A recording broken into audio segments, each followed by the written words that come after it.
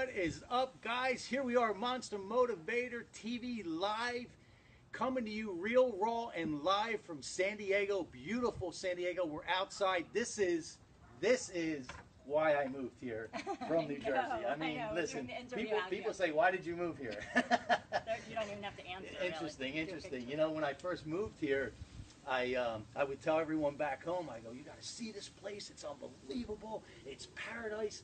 And then after a little while, right, I saw how congested it was. I said, listen, everything I told you, it doesn't exist. This is overrated. Stay where you are. That's what I tell them.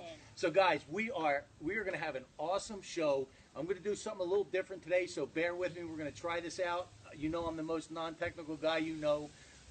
We don't have somebody calling in to read in the comments and read into people, so I'm going to try and pull this up on the other iPad. So hang in there with us. But we are going to have a dynamite show today. 2 East Coast people in the house. It is going to be electric.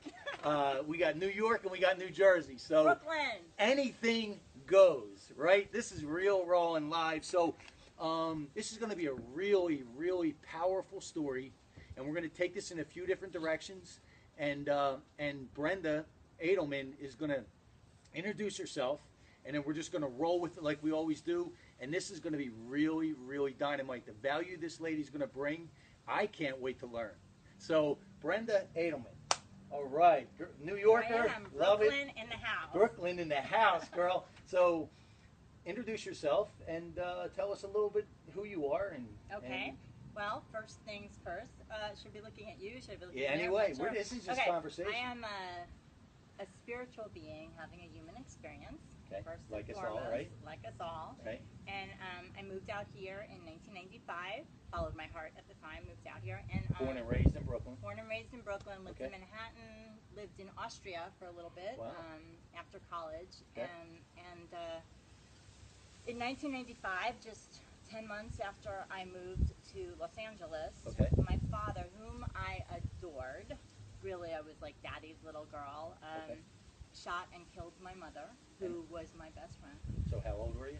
Do I really have to go there? Let's say I was an adult. Yeah, I mean, you're early 20s? No, I was kind of. Okay, all right.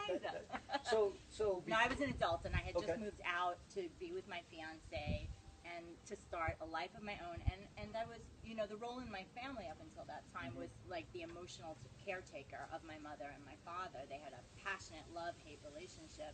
But I moved out, and then, you know, 10 months later, I find out my father shot and killed my mother. Okay. And within a month, he moved in with my aunt, my mother's older sister. So let's go back a little bit, though. How was your childhood? My childhood was very tumultuous. Okay. However, what I will say is it was filled with a lot of love. I have a brother, too, who was, you know, an older brother who was adoring of me. And my mother and father were very affectionate. They definitely. I'm trying to bring this up. That's okay. Hang in there with me 1 second, because I want to be able to read the people, because there's people jumping on. So, hold on. Get a bug in my hair. Okay, that's. Oh, that's perfect. So I'm just going to click this off. Okay. So, your childhood. So my childhood was very tumultuous. My parents had this love-hate relationship, and there was definitely emotional violence. Even from day one, like everything you remember?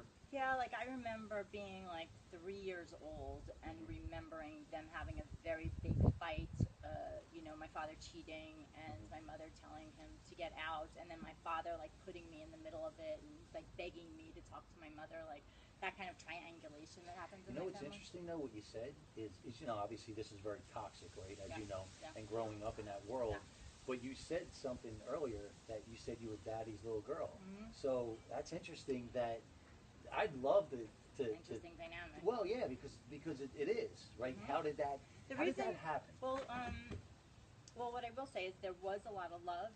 Both my mother and father were very free with hugging me and with saying they loved me and things like that. And I really feel like I do so well because of that. Because I know people who haven't lived through what I have, and yet they're still afraid to open their heart, they're afraid to trust, and I think it's because they didn't get that loving when they were younger. And that was a huge blocker for me. Oh, that's interesting. And so it's hard. It's almost like, well, how do you really have that feeling of self-love if you haven't been shown that?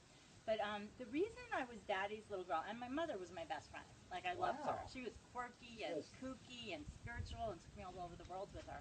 Yeah. Actually, this is her That's a sweater that I wore Really? today. Yeah. Okay.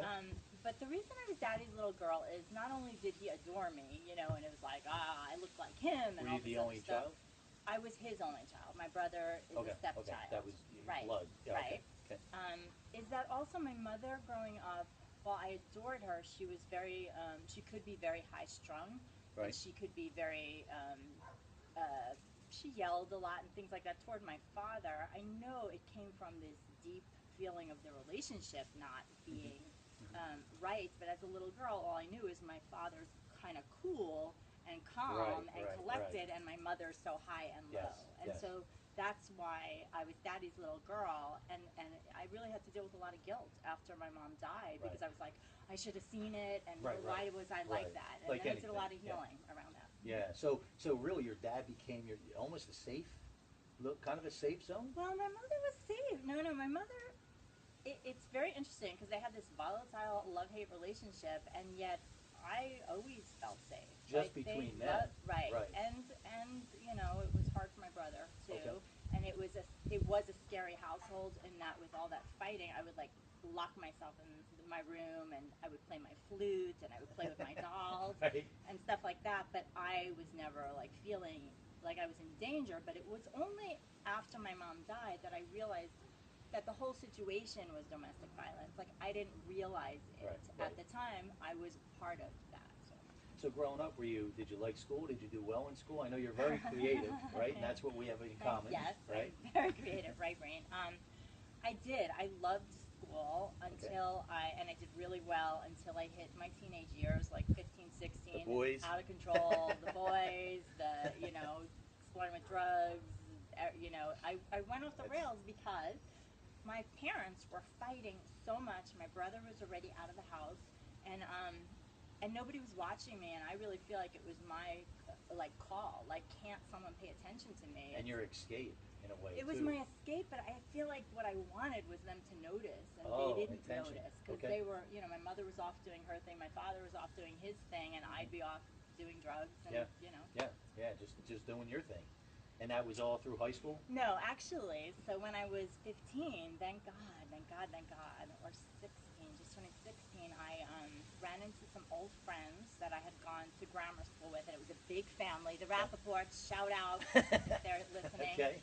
And they were really good girls. Like, it was a solid family, and they, I started hanging out with them all the time, going to clubs, sleeping over their house, and they had a head up their shoulders. Just a good so foundation. I wasn't drinking, I wasn't doing drugs, I wasn't having sex. It was like really just dancing the night away and having like a family. And at that young, 15, 16 yeah, it was years really old. great. They just kind of swooped me up, and so I really started to get back on the right track. Yeah, and and I know that you believe this, I can tell, is you attracted that, right? Whether you realize it or not, right? Yeah. Obviously you couldn't realize it then, but you attracted that because you were doing that for somebody, a different reason than some, right? Yeah. You were doing it for attention. Yeah, and acceptance, and that's really interesting because I am a really spiritual person now, but I do believe in a higher power, and I'm sure it was like spirit going, come here, let me take care of you. You were looking for it. Yeah, you were looking for it, right? And again, everyone that knows me knows that I'm not about the pink clouds, the elephants, the Easter bunny and the unicorns, right? Yeah. But energy is real, and quantum physics tells us that. And what you think Energy and about thoughts. definitely comes about either way. So I love that that we can actually identify that. See, that's what I love about the mind and the conscious, subconscious, and yet it energy. was also unconscious back then. Like Big right now, I try to be unconscious. so conscious, but there was just this part of me that, it was so harsh growing up in Brooklyn. It really was. Oh yeah, the East Coast. And I'm not harsh, I know. I have that equal. I have an equal amount to my dad and my mother, and my mother was just soft and spiritual, and so New York was hard for me, and so there was definitely a part of me that wanted, to have fun and to look at the good and the positive, and so I think hanging out with the Rappaports, and then from there, that's how my life has turned around. Awesome. Now we have some people jump on. Leah, she gave us a lot of exclamation points. That a girl. Love the energy. Brenda and Dave. Kathy, what a great Great girl she is. Awesome business they have. Hey, Kathy, thanks for jumping on.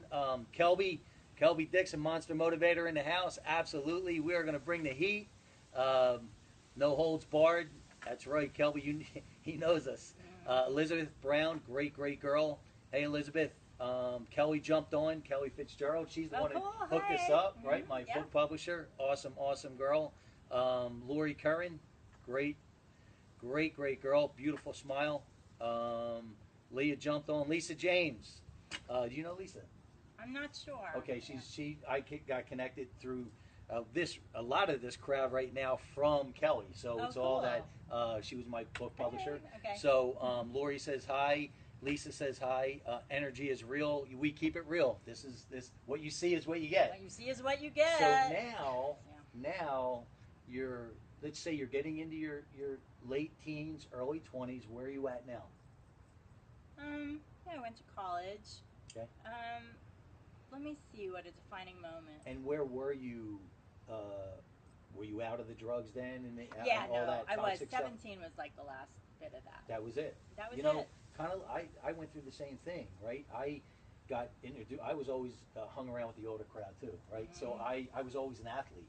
Then I let myself go into the wrong crowd. Yeah. And from 15 or 16 to 19 it was just craziness. And then I'm so thankful because I see a lot of people that I grew up with that went the other way. They got into that. How did you turn around though? I said enough was enough. Like did you hit a low point? I did. I just said enough was enough. I just did. You know what it was? I didn't want to feel this way anymore, and that was it. And I did the same thing with even drinking. Like I don't drink. I never hit a low with alcohol, and I was never. I would only be a happy hour guy. Right. But it's interesting. I wanted to get. I'm a goal guy, right? I need that carrot, right? So I used to be a lot bigger, and I used to compete in powerlifting. So I wanted to lean out, see how low I can get my body fat, and I cut out alcohol, right? Oh, yeah. That's 2 months into it, I just like. What am I doing? Yeah, I never even missed it, and I never went back. It's probably about 15 years. Yeah, so, that's right. So for me, when I make that decision, then I'm good. Right. I can move on. It is too. There's a decision to be made. I used to smoke cigarettes, and I just remember that it was like this decision, like I'm just not doing it anymore. You're done. Yeah. And I also think though too. Years ago, I mean. Right, but I also think though too, it's part of. It could be. I think it could be built, but I also think there's a part of that's a DNA in you that can really just say, you know what, I stop and I move on. I don't know. Yeah, I don't know. I don't know if that's accurate. I remember accurate. with the cigarettes, I had tried to stop several times, and it was again. I started when I was, hanging out with all those kids, and then I got out of high school and I was still smoking. Nobody else was, and then I tried to quit a few times, and then it was actually just a few years after my mother's death. I remember it was on Mother's Day. And all of a sudden, I was like, my mother would not want me to be smoking. This is poison. And that was enough for me to say, that's it. Well, then there you go. See, I always talk about the why. Your why just happened to be big enough, you know? And before it wasn't. Wasn't. Yeah, so that's... Had to be the right why. That's it. Oh, absolutely. So now you're out of college. Now what? I lived in Vienna, Austria for a little while. That's where my brother was living, and I had gone there. How'd you like that? It was amazing. It was so amazing. He had written and was directing a play, Unterweisen zum Terror, Instruction in Terror. That made you stand at attention, doesn't it? Yeah, and so I had studied production and communication in college, and so I stayed to be a stage manager, but then I fell into an acting role. And I loved it, was bitten by the acting bug. We performed in Vienna, and then we performed in Austria. And then when I returned to New York, about 6 months later, I started acting. I started getting into acting class, and that's where that was born. So let me ask you this, though. When you went to Austria, how long were you there total? About it was like 6 or 8 months. It was less than a year? Yeah. Okay. How was... Not cold. Oh, man. You thought Brooklyn was, right? That's another level, right? How was the culture difference? Like, how did you adapt? Because it sounds like you just loved it from day one. Or Yeah, did you I have adapt pretty well. My brother had been living in Austria for a while, so I had visited him there at different times. And so you got a taste of it was very interesting because when I visited, the culture is so different that I thought they were cold and stuff like that. But when I lived there, they were so amazing, the people, and just embracing me. It was just wonderful. I mean, because I was hanging out with fellow actors and creatives, and it was lovely. It's wonderful. That's awesome. That's awesome. So now you leave Austria. I'm doing my whole life story. Yeah, this is great. So I leave Austria, go Right. back to New York, Right. ended up living in New York City for a few years, and was working in retail and doing acting class on the side and doing plays and things like that. And then really nothing out of the ordinary, except then I fell in love and moved to LA to be with my fiance. And I remember I was still working in retail, like trying to get out. Right. And then I was about to give them my notice that I was going to quit and go full-time acting. And it basically was like the weekend I found out that my mother was shot and killed by my father. And so kind of everything in my world stopped. Went into shock and flew back to New York. And within a month, my father also moved in with and then married my aunt, my mother's sister. Yeah, I mean, that had to be beyond brutal. I really would say I was just in shock for that first year, pretty much. Right. And let's see, I'm trying to think how I came out of that. It was bad. My brother and I, there was a huge rift between us because he was my father's stepson, not his son, and that was one of the main things, is that it really, like, we were brought up like brother and sister, but in that moment it was like I could not believe my father did this. Like, my psyche would not let me lose my mother and my father in one night, and so that was a big rift. So we stopped talking for like 6 years actually, but we're completely reconciled now. And I was engaged at the time. My fiance was wonderful and really there for me as well.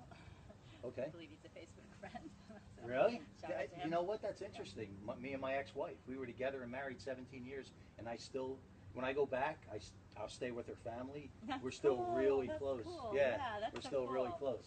That's so cool. And yeah, it's so interesting how time just heals wounds, and then If you amazing. allow it. Yeah. Right? If you and that's the cornerstone of everything I teach. And let's get into what you teach. Okay. We might have to switch cameras. Okay. So let's just see how long we have on this, guys. We might have to switch cameras, but it shouldn't take that long. So just in case. Okay. So what do you do? Okay, what do I do? About 3 years after my mom died, I was in a top acting class in LA. And I was hiding. I was filled with shame. I never told anybody what happened in my family. You were running from your story. Running from my story. I'd hide behind the characters I'd play, and then I just really got an inner guidance that I needed to put up something called a storytelling exercise, which was about being real on stage. And it took every bit of courage I had to do that, because I thought, if there were 100 people in class, I thought I'd be judged. I somehow felt damaged because of what happened. Of course. With them. I mean, it's normal. But when I went up, it was a short piece of what is now my full-length one-person show that I have done for over 11,000 people live. But back then, it was not meant to be a show. It was meant to just be something cathartic, and so I could be real. And I got a standing ovation, and then after the class, like 3 to 5 people came up to me and started sharing with me what they were ashamed of. And then a director wanted to work with me, and then someone wanted to produce it. It actually became therapy for you. Yes, it did. I mean, intense therapy. Intense therapy. Almost because, like a click. Well, I played all the characters. So I played my father. So in order to, it's the difference between writing your story, which can be very healing, and inhabiting the characters of your story. Because if you're going to be a good actor, you have to not judge who you're playing. And so I played my father, but not as this man who murdered my mother only, but someone who had expectations and dreams and, didn't know how to handle things, not letting him off the hook and not, So are you incorporating that in your work? Yes. For people? Oh, yeah. That is amazing. Oh, yeah. So I teach people. I love that. Yeah. So I teach people how to, like, some of the performers I work with, I have an online training program.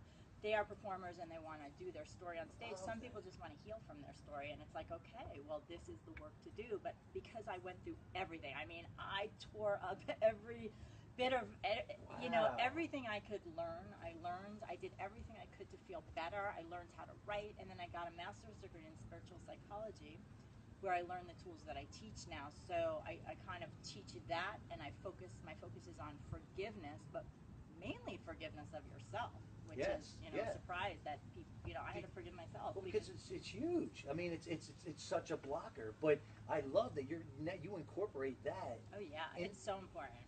So important. Because it's like you can still but write. you got to remember though, you're saying like, you know, this is your world, but this is so new to people, right? Yeah, it's so incredibly healing to inhabit the characters that you are judging, because all of a sudden you see them differently. But you have to, you know, I help people get to a place where they can even go there. Right? And you know what's interesting, and I loved your take on this. I've had, you know, one of my biggest obstacles is getting people to want to do this, to share their story, because, you know, I'm constantly saying your story isn't about you, and so I've had people come on, share their story, and say it felt like a therapy, like they've actually felt like now they feel like they can share. They took another step. Well, and not as far as what you're doing. Well, it's interesting too, though, because if you share before you're really ready to emotionally, you will backslide. Yes. So, like, I took 2 years off after I did my first performance in my one-woman show, because I would do the show and people would be laughing, people would be crying, and I'd be freaking miserable. I'd go home and I didn't have the tools to be like, oh, that's okay. How do I love myself through this? How do I parent myself the way I don't have a father, I don't have a mother? So it's interesting. It's a dance, right? And for me, this isn't about the therapy part of it. This is just about bringing as much value as we can, and that goes back to your story. And then you also go as deep as you want to go on I encourage this people show. to go super deep. Me too, but like you said, if they're not ready, So the psyche will kind of be like, it's time to protect. So then what I do is I teach the tools on, okay, I know the key is in getting to underneath your story. Not that you can't function. You can function in life without ever tapping into it, but you won't have joy and peace, not fully. That's what I found on the other side of all this work is joy, peace, and ability to open my heart again versus close it down. Now, do you work with just people in Southern California, or do you work No, with people? mostly I actually work online. I work with people all over the world. Really? My online training program is, you know, I have people from so many different countries. But before we jump off, you know, we're going to share all that. Now, I know you also have I want to do something live here, though. Yeah? See how easy it is? Look at this. Look, if I can do it, person, anybody can do it. Yeah. So you also have an ebook, right? An ebook that is printed out right now. Forgiving the Unforgivable, right? Yep. So my father killed my mother and married my aunt, forgiving the unforgivable. Because the part about marrying my aunt is a big freaking deal too. Like, I'll have people who come to my workshops or my speaking or my show, and they're like, they're not even mad at my father so much, because they're like, oh, this happens between people, which whatever. It's a huge then they're like, deal. how could she Are you marry kidding? him? I mean, it's a huge deal, but betrayal. But here's the bottom line, right? Here's what I love about your story. It's all about the wisdom. You can look, the knowledge and the theory. That's great. The classrooms are great, but you lived it. But you lived it, right? You lived it. That's what I love. Yeah. That's what I want to bring to the table. And that's what I do in here. It's like, it's my story, but it's also my process. Like, I went back and I thought, why did I lose 5 years of my life to depression? So you broke it all down. Broke it down and said, well, what didn't I do in the right order that made me lose 5 years to depression? And so, like, one of the main things it's a 3-step process.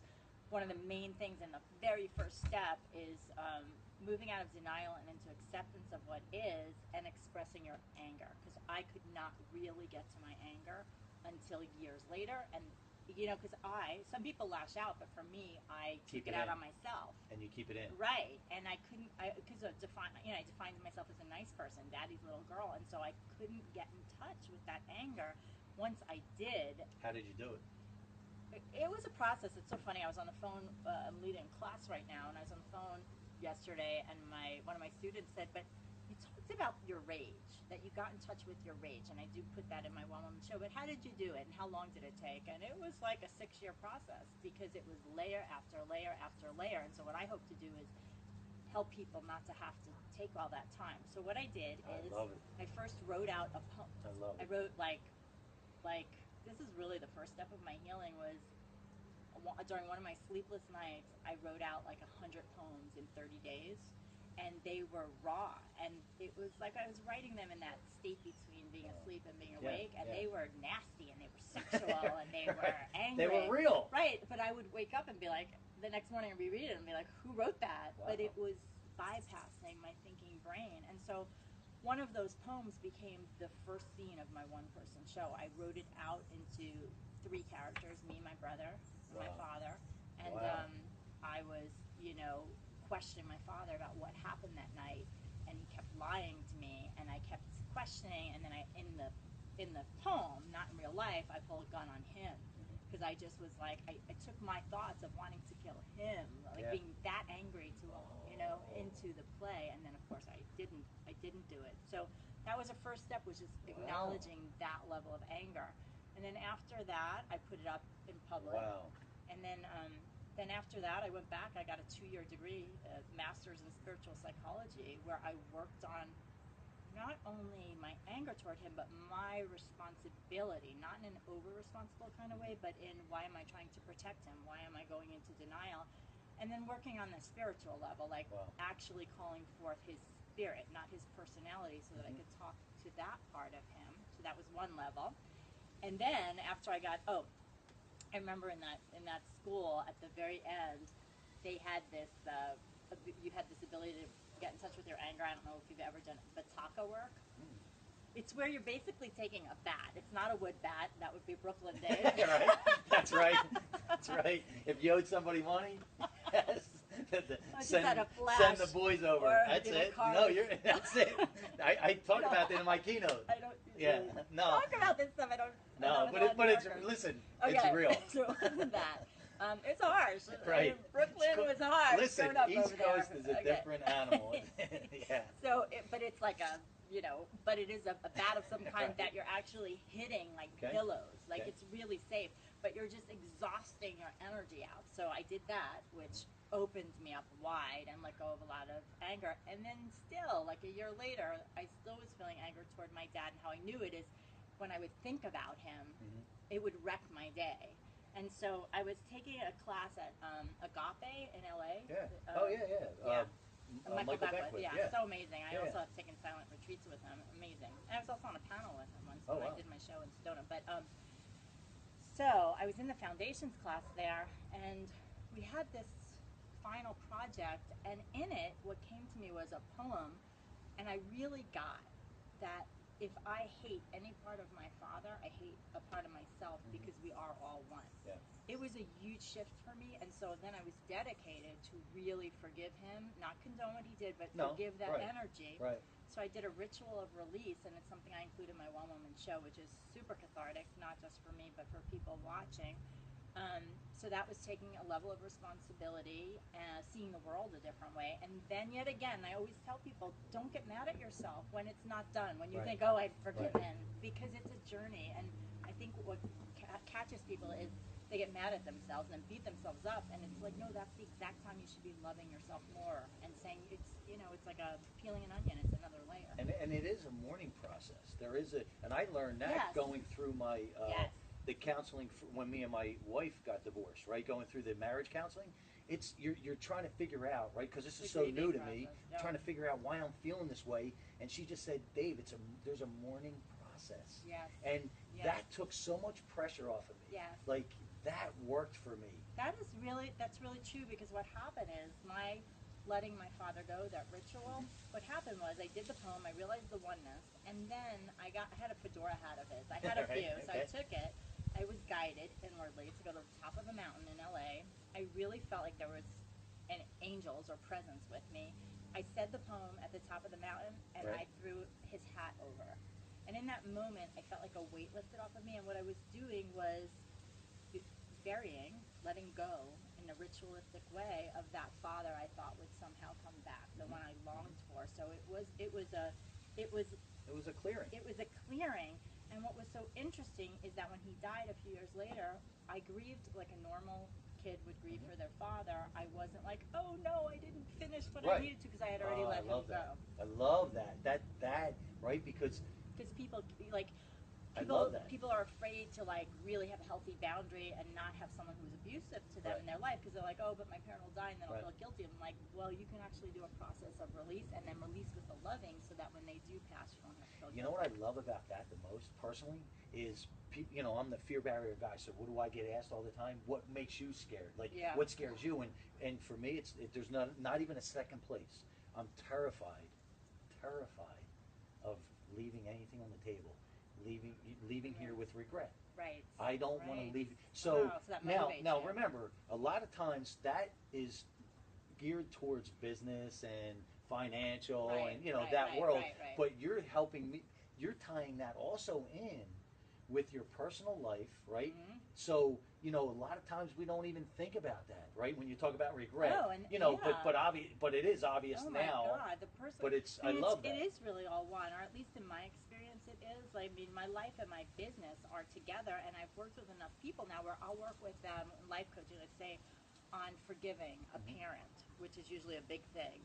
And then all of a sudden their creative energy opens up and they're like, oh my God, I've had this passion project for so long, but I haven't even gone there because they don't even realize they have this stuck energy. With business, the way it applies too is if you haven't healed that, it's like, how trusting are you going to be in the next relationship? What if you want to grow your business, you want to take on a partner, but they somehow unconsciously remind you of your father? Right.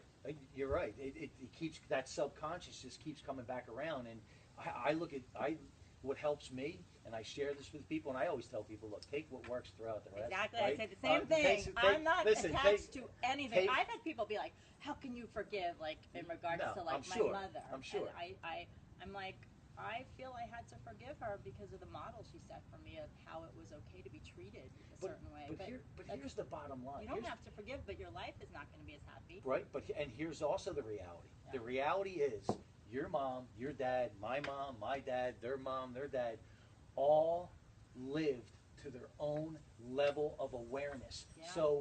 So that takes everyone, and we're not condoning. Right. But that's reality. Oh yeah, and that's right? So great that's what you're reality. saying, because that's actually how you can start to have compassion for this person who you might really hate, or that was horribly abusive. And I'm never saying like you to condone, but I'm saying, how did they grow up? Were they abused? It's like, it's a way to have compassion. That's what I say with my father. The way I was finally able to have compassion for him was remember, like, I look at a picture of him when he was a little boy, and I'm like, he had promise, but I know what his mother was like. Right. Like, so his own level of awareness. Now, at the same time, right? Because I'm all about owning it. Yeah. That doesn't give you the right to say, okay, I did this wrong, but I didn't have that level of awareness. No. Right. It's up to you. It's about the lesson. Right. And it's also about you doing what has to be done to learn. Right. Exactly. And that's the problem. My father never showed remorse for anything, so I ended up not having him in my life again, and I took him to court for wrongful death.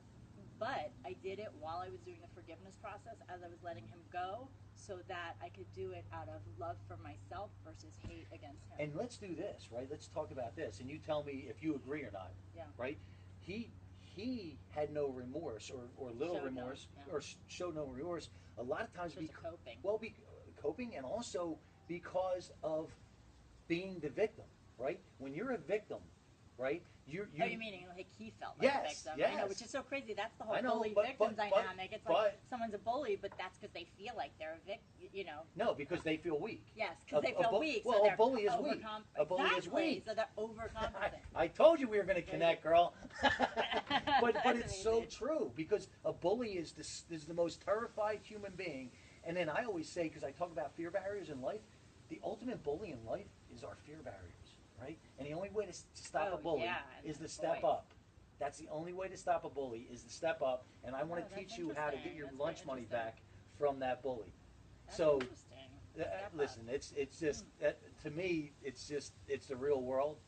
Because if not, you have to step up. Otherwise, you become more victimized. And think about this, right? If we're talking about not even the physical person, we're talking about fear barriers. If you move out of your comfort zone and you let that fear barrier pull you back into safety, what's going to happen the next time? You're going to go back into safety. Right? Yeah. I hadn't thought about it that way, because that's what happens with a lot of, because I work with entrepreneurs telling their story, but I also work with a lot of performers. Mm-hmm.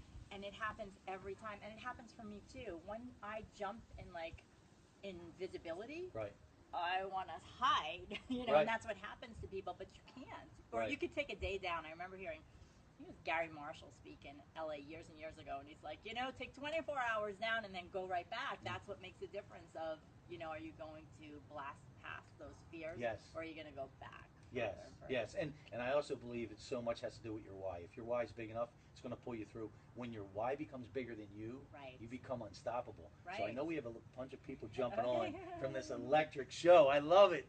Leah sent up your trailer, so everyone the can trailer watch. of my one-woman show. Thank you. It's pretty Larry powerful. Lewis, great guy. I've had him on twice now. He decided to go on his own. He has his own personal training studio in Encinitas. Lisa James. The concept is so hard for people to wrap their brain around. The concept of what, Lisa? If you're still there, jump on. Maybe? I guess the forgiveness.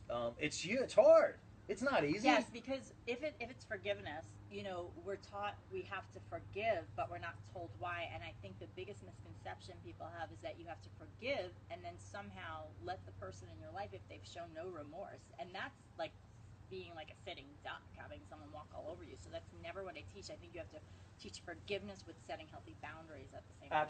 Absolutely, 100%. But also, right?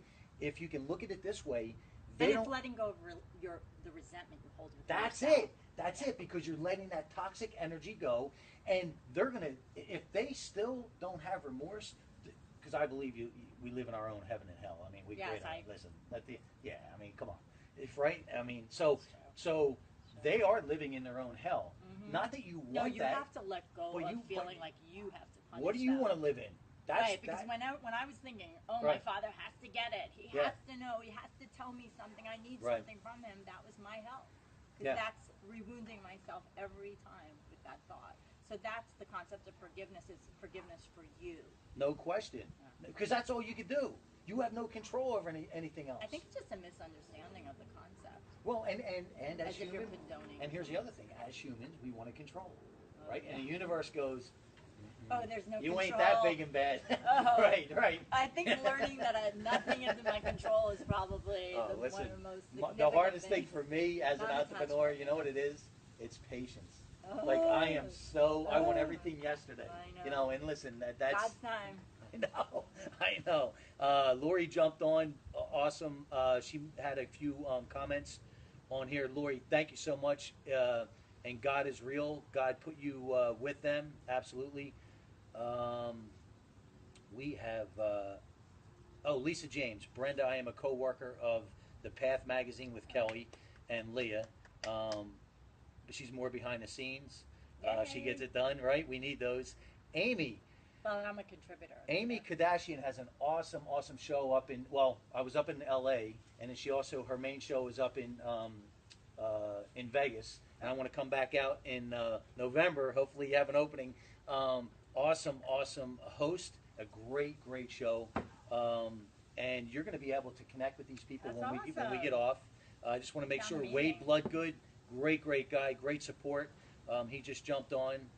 And I want to make sure. Kim Kreider, I'm going to see her in Arizona when I go out there first week in that'll be my first time to spend in real time. So beautiful. I miss the desert. Okay, you ready? Lisa James.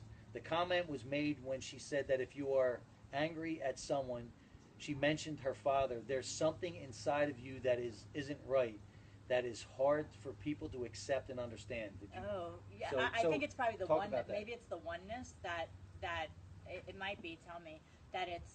I recognized in this moment, and again, everything I say is for me. Like people can take it or leave it, but this is what has worked for me. I just really got that if I hate any part of my father, I'm hating a part of me because he made me.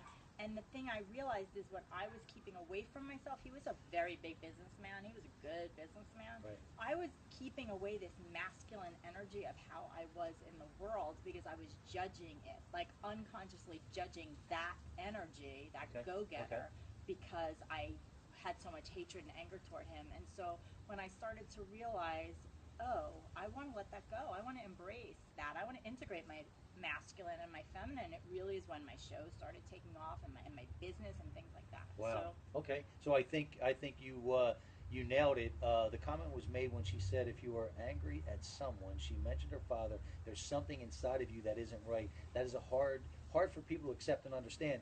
It is, but at the end of the day, when you are angry, something's broke, right? Something's wrong. So now it's up to you to identify that. And that's the good news. Is that it's true? actually, yeah. The good news is that it's in your power. That's what I mean by Yes. taking radical responsibility Yes. too. Though something is wrong inside of you, because I know for me, if I'm angry, my head goes into that obsessive loop of I'm not in the present, I'm in the past, or I'm in the future. Why can't it be different? And what is that? Uncontrollable. Right? Uncontrollable. It's out of and sync. then I can say, okay, well, what's real right now? Let me Let me breathe. I'm in this beautiful house. Perspective. The person's not here. Absolutely. I can't change the past. Yeah, no, all that. It's all about presence. And really, honestly, the best way I would answer this question too, and I'm very simple, is you have to own it, right? So I think a lot of people, what she's saying, are afraid to actually own it, that there's something wrong, that it could be you, right? And that's and listen, and when you do own it, it's like freedom that you can't buy. You can't buy that freedom.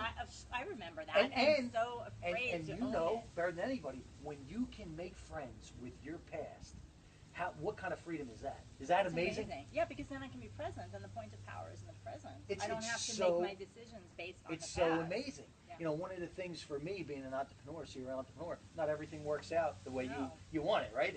So I look at it this way. Like that. Right. I mean, unless you're playing small. Maybe right. if you're playing small. Right, then why be here? That's what I say, honestly, because this is such a gift. It is.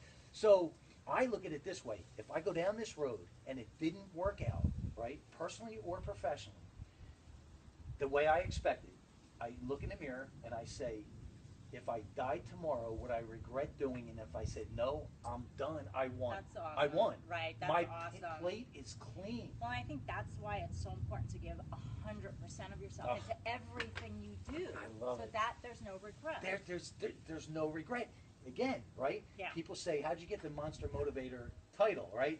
And I say, because if I believe in you, or I believe in something, I'm all in. Yeah. I don't know another gear. I don't know halfway. Right. I am just all in. Right. And and listen, sometimes that comes back to bite. Yeah, and and learn. And sometimes I'm Lesson human learned. and I'm not all in. Sometimes it's like, oh, but then I'll know, oh, that didn't work out. Oh, of course it didn't. Right, but So it's going back to taking responsibility and saying, okay, well, what could I have done differently? And here's what else. If someone said, what would you describe Lisa's teachings? Brenda's teachings. I would say, because I'm reading Lisa, I would say self-awareness. I want to share something with you. Thank you. Would you? That touches me really deeply. So, I can see. Wow, because this is the second time this week. So I was interviewed for the Forgiveness Project in London. Okay. The woman who heads it is a wonderful journalist who has been doing this project for over 10 years. She saw my one-woman show when I did it in London years ago. And she just put a lecture together the other day that a colleague sent to me and said she's interviewed over 150 people who have forgiven the seemingly unforgivable, and she said they all have 6 qualities in common, and she used my story and how I've gone through it to say that my quality was self-awareness. It's so blatant, right? but it is. Yeah. It's so blatant, and I'm committed. Like I'm committed to my awakening. Everyone should be, right? I want to shake them. It can be hard. I know, but if you knew what was on the other side, because life's hard anyway. Listen, here's what life is. It's simple, not always easy, and that's just the reality. But when that's what I would describe you and your teaching is self-awareness. Now, my foundation, what I love to teach is about your self-image. I believe you could build it up, you could tear it down, but you cannot outperform it. But it all ties in together. Owning it, self-image, self-awareness is everything. It's everything. Well, what I'm so excited about is that I'm also teaching now entrepreneurs and also performers how to first have that self-awareness. That's what it is all about. Also, what blocks you, right? That self-awareness is, well, what have you been blocked by? What are the unconscious beliefs? What are the relationships that you're holding on to? What are those things? And then it's, I love helping people be bold, like bolder than they could ever be. It might be the courageous, Brooklyn in me, baby, but courageous. it's like, just do it. Who cares if people judge you? Because people are going to judge you anyway. Why not do Shakespeare in your show? Why not dance? You know what? I love this because we're even more connected than I thought. Here's what I share with people, right? We're saying the same thing, just a few different words. I say, listen, at the end of the day, you're going to be judged either way. Just make them accurate. Just make them accurate. Just make them accurate. Yeah, this is who I am, right? This is what you see is what you get. And here's the other thing. Here's why this show. And I used to be devastated by other people's judgments, so it's like that is something you can learn. And this is why this show is so electric. You want to know why? Why? Not just because we look amazing on camera, right? It's because everyone is starving for real. Yeah. They're starving for real. And the time we live in, right? Authenticity is the commodity. Yeah, and the time we live in with social media, I am so thankful because how many motivational, inspirational, personal development people look like me, act like me, talk zero. It didn't happen, right? Right. So this time that we live in is perfect for me. Yeah, because you're supposed to be you. That's the whole thing. Right? I know even for me, when I'll even write copy that doesn't sound like me, it's boring. It's like I have to be me. There's no connection. I have to put in, whatever it is that I'm thinking about, whatever quirky thing or sensual thing or bold thing, instead of being like, ooh, I better not. Yes. That's the whole thing with social media too, which is really interesting. Today my hair is done, but usually I have like big curly hair, and people will judge you. Most people love my hair, and then this one person's like, you need to be professional, and you need to have your hair in a certain way. It's like, are you ready for this? You're gonna love this. People are gonna judge you either way. We talked about this. Here's the other thing. I live my life in pure intention. What I believe and what I say, because my social media, I offend people. Right? This is who I am. Sometimes some people get offended. Here's what I say. If my intention is pure, right? If that word or that sentence offends you, you need to figure that out because I'm good. Now, if my intention isn't pure, that's a different animal. That's exactly what I teach. That's exactly what I teach with people who are writing their own one-person shows or people who are writing their story. They're like, oh, I don't want to offend this person in my family or that person. And what I say is, first of all, you're as sick as your secrets. Like, I forgot who said that. I can't remember. But the other thing is, because I was just on a panel in LA for one-person shows from the LA Women's Theater Festival, and basically, when people ask that question, what everybody says, all of us say, is you're not writing your story or presenting your story to vilify anybody. You have to be true to who you are and your perception, and then you're clean. When your intention is pure, you're bulletproof. When your intention is pure, you are and that's what I teach people, like, share from that place. You're not actually ready to share if you want to vilify anybody. And think about this too, is if I put something out there that, whether it's in written content or a video, and it's not what I truly believe because I'm afraid what someone's going to think, then it's not my message. It's not my message. How can it be my message? I know, the irony. It's not my message. Sometimes, I know for myself, I teach what I have to learn myself. Yes. Now I'm several steps ahead, but I certainly know when I was teaching forgiveness, when that was the main thing that I was teaching, it was because I was still working my process. And I wanna be held accountable. I wanna be out there. And let's be clear too. So there's no misconception when you talk about level of awareness, self-awareness, right? There is no one fixed thing where you could read something and all of a sudden you have this level of awareness. It's called a level of awareness because it starts to rise. And I'll give you a great example. I love that. But think about this. I can read the book Think and Grow Rich. I'm using that because we all know it, right?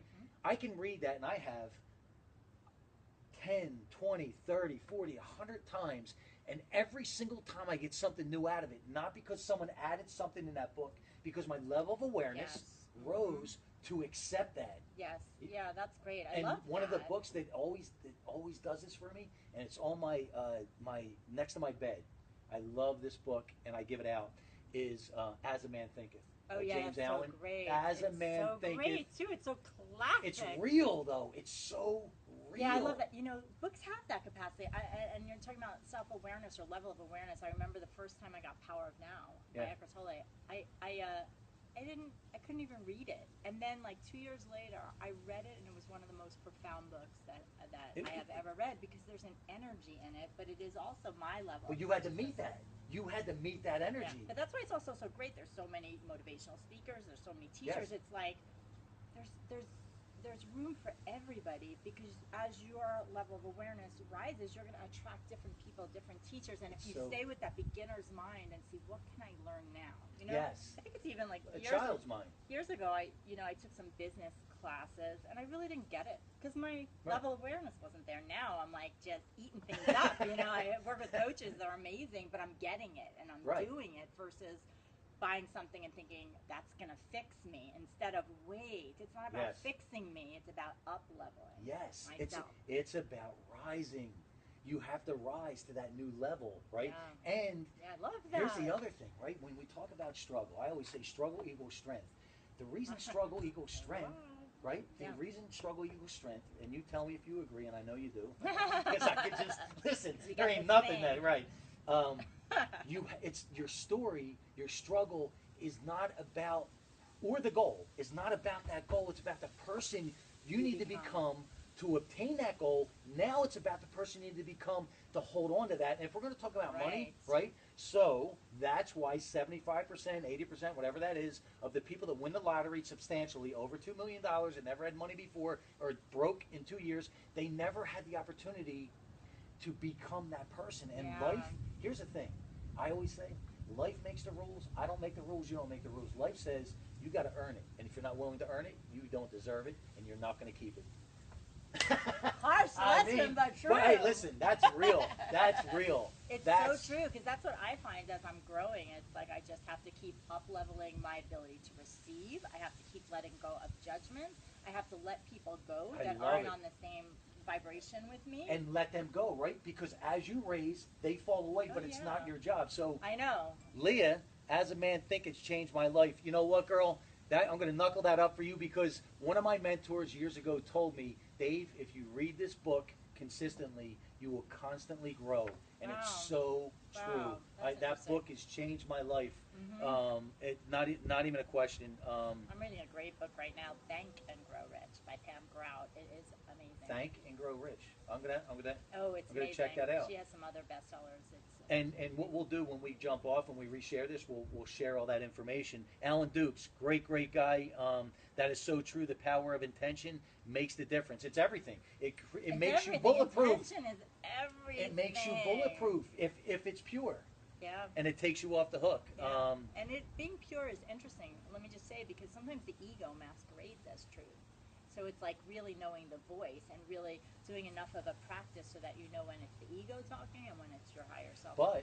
But what you're saying, right, is you have to keep moving up that level of awareness. Yeah. And when you can create that lifestyle change and you can embrace that, every day is like a journey. Like it's so. It doesn't mean. Here's the other thing too, right? I love this. I love this. Awesome. Listen, I gotta say, Kelly, thank you so much for connecting me with her. So in the house. So when you can keep raising your level of awareness, the opportunities, the doors that open, because the universe, and I don't care if you say universe, God, whatever you want to say, the universe says you are ready. Yeah, it is like magic and miracles. Isn't it? Yeah, it is. I've had so many times in my life that when I'm in the flow, and it's just miraculous, and you have to say yes. You have to keep saying yes. Yes, and because we don't care about the pink clouds and the unicorns and the Easter bunny, you have to take action. Inspired action. Yes. You have to take action. And massive. Yes, it's not just, I'm going to blah, blah, blah. No, you have to take action, but I find inspired action is what makes it go in the flow instead of like, oh, I got to do this, I got to do that. Instead, take time and go within and be like, okay, what's the next best action? And it could be completely opposite. Can I tell a short story? Oh, I want you to expand on that, because that's huge. I'm going to give you an example. So I had a very strong intention. Well, there's two, but I had a very strong intention when I was living in Arizona that I wanted to do my one-woman show in New York City. Okay. Well, how do you do that? I'm in Sedona. Right. But I was in Unity Church then, Right. and so I go to prayer group, and I'd say I want to do my one-woman show in New York, and we do a prayer for it, and then following my bliss, or following what is important to me, my big why, Eve Ensler came into, I think it was Scottsdale or something. She came into Arizona to do a performance of one of her shows, The Good Body, maybe. Okay. And I volunteered because she's all about ending ending violence in the world. Okay. So I volunteered. That's following my bliss, doing what Right. I'm supposed to do. I'm not getting paid. I'm volunteering Right. to get emails. I go there. I watch the show. I collect emails, and she comes out. Literally, there were like 20 people waiting for her by the stage door. So I wanted to talk to her, but I was like, it's not going to happen. As soon as she comes out, there was like an arch. All the people left. She came right over to me, and I started telling her about the show and saying that certain parts that I really learned from and everything. And I told her I had a one-person show, and she said, "Oh, there's a conference in New York. I forgot what the name of it was right now. Right. There's a conference, a theater conference, and there's a celebrity part, but there's also a part for people from New York." She's like, "Maybe you should contact the people there." So I was like, "This isn't going to happen." Blah blah blah. But I contacted them, Action, and they were like, "Oh, we'll blast it out to our people." And like within 3 months, I had 3 productions of my one-woman show in New York. Like I had a friend who I knew from LA who was living in New York who put me up, and I had 3 productions. Because you know what? When you take that action, right, and you explained it. What word did you use? Intention and prayer and inspired action. Inspired action. When you take inspired action, like I wasn't just praying. No. But I also wasn't like calling places in New York City. Right. But I was like open and saying yes to what was important. And you let the universe guide you to that, right? And I always say, just like you, it's unbelievable. This is unbelievable. It's like looking in a mirror for me. It's unbelievable. So when you take action, right, consistent action, inspired action, I love that. It becomes magical. The people and the circumstances start to come into your life, but it's a double-edged sword. When you stop taking that action, they disappear. Oh yeah. And the greatest Hollywood screenwriters couldn't write the things that happen. I got the chills in our life because it's magic. It's the energy. Yeah. It's the energy. And you also have to say yes and be flexible. So I did my one-woman show in London. But when I did the show in London, the year before that, I was taking a business of acting class in Los Angeles, and my intention was to get an off-Broadway run of my show in New York. I wanted an off-Broadway show in New York. And then, lo and behold, I had done my show in Vienna, Austria a few years before. Someone contacts me from Leeds in England and says, "So this is about being excellent, too." My show is excellent. My work is excellent. And they contacted me and said, "Oh, we have this huge international Jewish theater festival." I'm sure they said big, not huge. And I love it. And she said, "Can you send in your materials?" So this is about being ready. I had my materials. I had my script. I had my video. So they paid for me to go to Leeds. Okay. And then someone on their board was like the producing director of a theater off West End in London, and was like, "Oh, we've heard such amazing things about your show. We'd like you to do the show there for 3 weeks in London." And I was like, "Okay." So for me, that was like the equivalent of off. New York City. It's London. I get to perform my show. Right? All that was happening behind the scenes that we couldn't. But here's what I really. And I said yes. I didn't know where the money was coming for the ticket. I didn't know where I was staying in London. I said yes because I absolutely knew it was going to all work out. And it did. And as long as the why is big enough, don't worry about the how. But here's what else you said that I want to dive into, right? Which I love is you have to be flexible. Now, understand the difference. Flexible, and we're going to go polar opposite, rigid, right? What behind that, what they are, rigid comes from a fear-based mentality. Fear-based, lack of limitation. A lot of people are rigid. Well, rigid, right? But flexibility comes from a courageous state, a belief. And that's when it opens. So I had to go there because it's such a huge thing. You have to be courageous. Like when I said yes to Leeds, London's one of the most expensive places to stay, but I just went within and I was like listening to that inner voice. I'm like, I can do it. And I ended up staying for free with this amazing woman, a friend of a friend. We became best friends. That was like 20 minutes away from the theater. It's like, wow. It's Okay. just it just because you stayed flexible, because you didn't come from that fear-based mentality. Right. And here's the other thing: is because I speak on fear barriers, right? Yeah. And one of the chapters in my book is called "Fearless is Bullshit." Right? Oh, And here's why. Because when you're outside your comfort zone, when you're in that darkness, fear barriers are going to come at you like waves. It's not about being fearless. Right. It's about being courageous. Yeah. Right? And I believe that, well, I know. Well, that, and listening for truth, because fear isn't really true. right. Right. Exactly. But it's But such a blocker. It feels real. And I believe this is so misleading to people, and I was misled for years. I let myself get misled. Is if you're not fearless, you're never going to win. You got to be fearless. So here's what happened for me, right? Yeah. Is I'm going, wait a minute, why do I keep feeling fear then? I can't win if I, but courageous comes from that three-letter word core, which comes from the inside. In the heart. Mm-hmm. It comes from the inside. Yeah. Courageous, that's true. That's right? like what they say about happy and joy. Happy's kind of from the outside, joy is from the inside. Right. And courageous, right, means you're still doing it when you feel fear. Yeah. And here's the other thing. Yeah. So because it's not like all those there were fears around no, things. I it's still had to life. face them, but then It's I would life. go within and be like, okay, but I'm going to say yes. It's this what I feels call, like you know what I call it? It's life boot camps, right? Yeah. They're going to test us and say, what are you really made of? And I believe this. At the end of the day, the darkness is only temporary as long as you keep moving forward. The only time it becomes permanent is when you go back into safety. Yep. Yep. Which is of course the illusion of safety. Safety, you think, right? It's You like think, back in your comfort zone, but which it's is it's so not. safe. It's going against nature. Yeah. Because we're here to It's to grow, grow. evolve, If we're not growing, expand, we're and move dying. forward. Why don't they get that? Right? So I love it. I love it. So before we jump off, I am having a blast. Is there anything? Let me do this before we go there. So let me just Shane, the Shane train. Love this guy. He's killing it out there. You got to hook up with this guy. He's part of an organization that we're just collaborating with my book. It's called Millionaires Against Bullying. So they're going nationwide, and eventually they're going to go worldwide. So we're doing a collaboration together, and I'm really excited. Wade Bloodgood, Dave, you're the man. This show is fantastic. Thank you, brother. I'm feeling the love. This gift is magic and is real. Thank you so much, Barbara Ham. Awesome lady, and I want to do a little shout out. I'll be a keynote speaker in October. I'll be sharing everything like I have been, and this is an amazing one-day event. They're going to have, I think, 12 or 8 speakers on different business niches. So cool. $49, you can't beat it. So Barbara, thank you for jumping on. Diane, she's down in Louisiana. Her and John, great people. So you are bringing the heat, girl.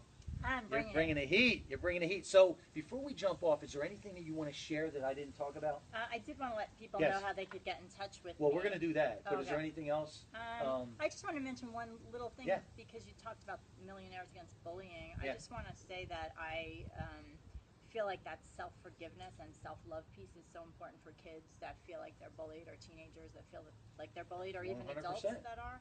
I just want to. No, 100%, because that's such a toxic thing that adults take with them because they were bullied. But at the same time, right? You have to, not as a kid, but as an adult, you have to figure out how to address that and move on.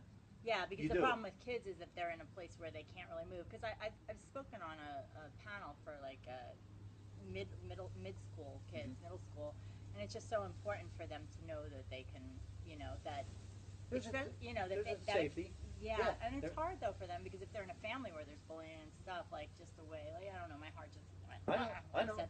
I know. And now that we're connected, I'll connect you with these guys, a great group of guys. So, where can they find you?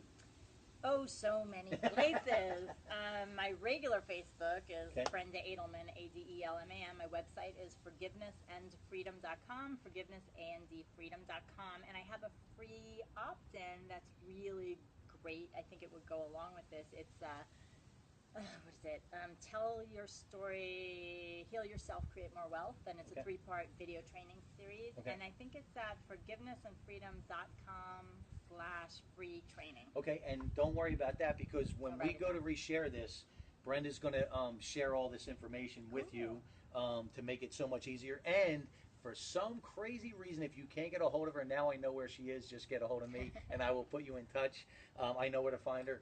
So, listen, this was I had a feeling this was going to be a fun show, especially when you told me you're from Brooklyn. But this was absolutely electric, and would Awesome. love to have you come back on. Thank you. Down the road. Would love to do a follow up with you. So if you're up for it, right? I'm up for it. Deal. Deal. That a girl. Hey guys, thank you guys so much for jumping on, taking the time. As always, Monster Motivator TV is a live stream TV show that highlights, promotes local businesses, nonprofits, people making a difference in their community. If you know anybody, have them reach out to me, and would love to have them on in the Southern California area. We have 5 shows, I think, booked for the first week in Arizona, so we're going to be out in Arizona. Eventually, we're going to be, pretty soon, we're going to be on the East Coast. So, and then eventually, we will be touring the United States, Monster Motivator TV, Mania Tour coming to a town near you. As always, real, raw, and live. Thank you guys so much for jumping on and giving us those comments. And always, keep making it happen, Monster Motivator style. Do you know what the Monster Motivator roar is? What is it? All right, so there's a reasoning, right? And now the sound is just as important as the pose. I'm no shrinking right? violet. And as you know, exactly, as you know, we can only be in one state at a time. So if we're in gratitude state, we can't be in victim state. Yes. Vice versa. Mm-hmm. This puts you in a state that you feel invincible. Now you can live your life purring like a kitten or roaring like a lion, right? And I decide I want to roar like a lion. Okay. So here, I'm going to show you what the Monster Motivator roar is. Okay. You ready?